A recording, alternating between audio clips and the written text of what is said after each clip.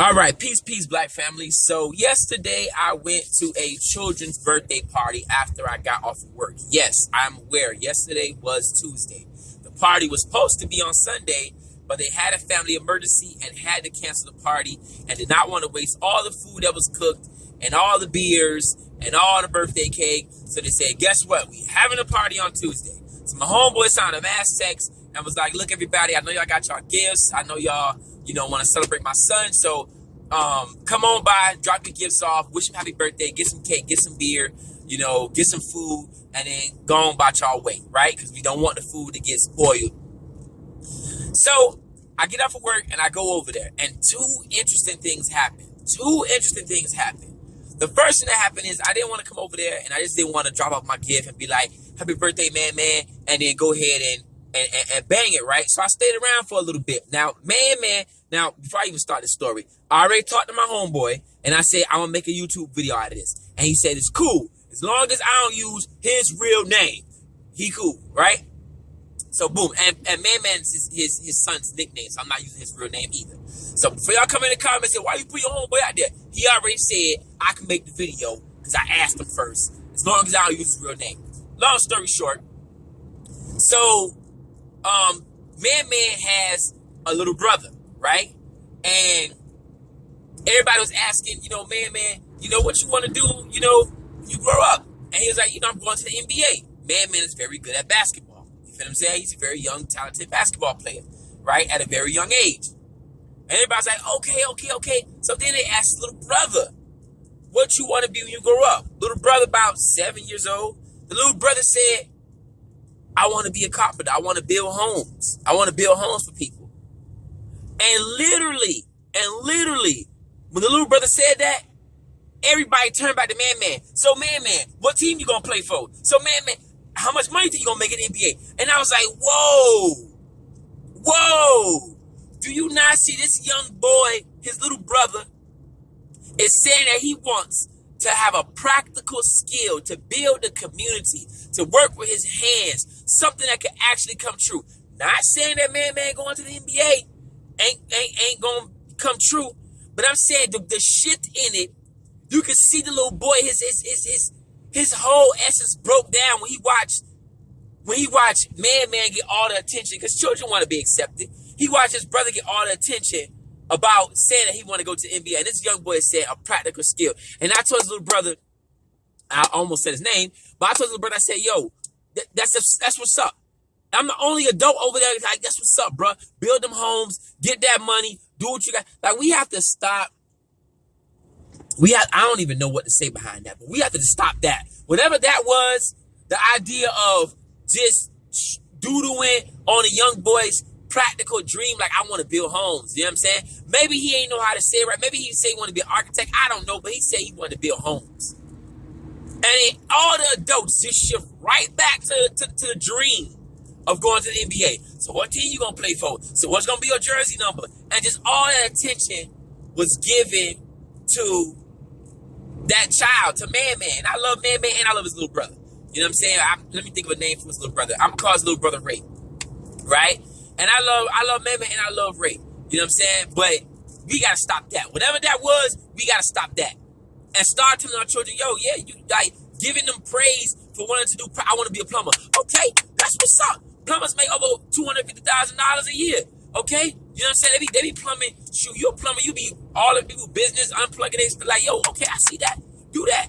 I want to be a mason. I want to work with bricks. Okay, all right, do that. Like, we gotta start promoting that practical stuff, because guess what? The reality of it is, everybody mixtape ain't gonna pop off. We done wasted too many lives with people trying to drop a mixtape, and it ain't going nowhere. You 40, still trying to drop a mixtape. And not saying that you shouldn't. I'm saying you should have something in your back pocket. You know what I'm saying? Because them white boys, they be playing guitar up into their 80, having their little bands in their garage. Honey, come inside. Shut up. I'm playing with the band. Like, I'm not saying you shouldn't do that, but that's a hobby for them. They not staking their whole life on that. They not putting their whole life on that. We putting our whole future on trying to make it to the NBA, being the next LeBron James. We putting our whole future on trying to be the next Future. And that ain't the case. Let that be a hobby for you. Have practical things. That's how you nation build. Practical things. You can't build a nation with Negroes sweating and playing basketball all day. You can't build a nation. All the things you provide to America ain't nothing but sweat. Sweating on the stage, sweat on the basketball court, sweat on the football field. All we bring to this country is sweat. Sweating for them. Like, come on, man. So I don't know. Whatever that was, love to my bro. Love to man. If y'all see this, I ain't dissing. I ain't saying nothing. I already talked to your daddy. He said I can make the video, right? But I'm saying we got to stop that. We got to stop that. Whatever that was, we got to stop that. Now, the second thing that happened to me interesting at this party is that my homeboy cousin recognized me from Instagram. Oh, Lord. He recognized me from Instagram and then tried to trap me in the corner about a conversation about racism. Now, mind you, he got a white girlfriend. So now he trying to trap me in the corner about racism, okay? And give me a whole spiel that we not suffering from racism, we suffering from classism. It's not about racism, it's about classism. Let me dispel this myth right now. First of all, it is 100% about racism because racism is a twofold institution. It is a twofold entity, which means, number one, it is designed to keep rich white people in power, in a position of superiority. Watch my fingers, like I do my children in class. In superiority, to keep them over African people financially. Now, as everything in life, to every exception, there is a rule. So will you see some black people break through? Yes. Because the rule is we got to hold back as many Negroes as we can. The exception is when you have an Oprah Winfrey and a Barack Obama and a LeBron James, which all deal in entertainment and sports, by the way. But that is the exception. When you have those 1 or 2, 3 or 4 or 5 or 6 breakthrough. But the rule is we have to keep as many as these Negroes back as possible. We have to hold them back. Okay? That is the rule and the exception. That is with everything. That's when you're dealing with wearing a bulletproof vest. The rule is it's supposed to stop these bullets from going through my chest. But the exception is when one of them things is breakthrough. Okay? When you wear protection. The rule is I'm wearing this protection. You ain't supposed to get pregnant. You ain't supposed to get no STD. But the exception is when that condom break and now you got to deal with the consequences. So in everything in life, there is the rule and there's exception. Racism and white supremacy is no difference. It's no difference at all. The rule is hold these Negroes back. The exception is when 1 or 2 of us break through. Now, also, dealing with that concept, racism and white supremacy is about keeping rich white people in a position of superiority, dominance, right? Controlling all the resources. But then on the other hand, it also gives poor white people the psychological advantage that we call white supremacy.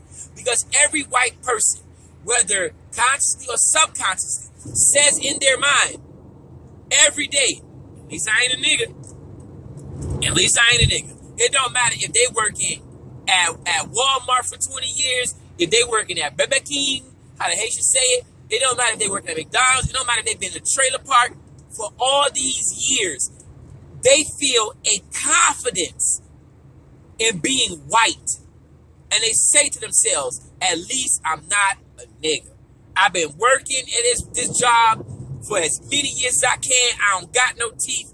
I'm on heroin. My people has been strung out.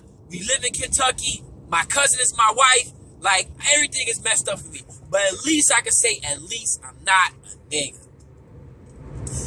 The little racist old white lady, she asked white people, I can't remember her name because her name is really not important to me, but the little racist white lady, she used to ask people at her little things, and yes, she's racist, but she used to ask people at her things, how many of you guys would trade places with the black person in society?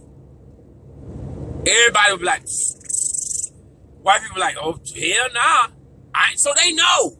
They know. Chris Rock used to have a joke. Chris Rock used to say, no white person in this room would trade places with me as a black person. And I'm rich. And I'm rich. I'm a rich black person. And y'all won't even trade places with me. So racism and white supremacy deals in the fact that it keeps so-called rich white people in power, and then it also keeps poor white people feeling like they are in a position of superiority, like they better than you. At least I'm not a nigga. At least I'm not. And we can see that this is relevant during slavery, right? Because how do you get 250,000? Look, they got my friend. They got my friend, and he ain't gonna be able to ask for the money. There you go, right there. How do you get? There you go. How do you get 250,000 white men to die for the preservation of slavery, but these poor white men never owned slaves and possibly would never own slaves in their life? They did not own slaves. I'm talking about the Civil War. The Civil War was fought by poor white men who did not own slaves at all. And they were so poor that they will probably never own slaves. But because of their skin and because of the idea of superiority, that I am better than black people, I'm better than that nigga, I'm going to go and die to preserve the rich white people's right to own slaves. That's how racism works. That's how you can get poor white people coming out in the masses to vote for Donald Trump. Donald Trump can't relate to them, but Donald Trump spoke their language. He used code words like others, them, Mexicans, Muslims. And the poor white people was like, yeah, Trump. That's all he did. He did nothing for poor white people. And this is how racism works. So please don't sit here and say it's about classism, it's about economics. Y'all sound dumb. Y'all sound silly.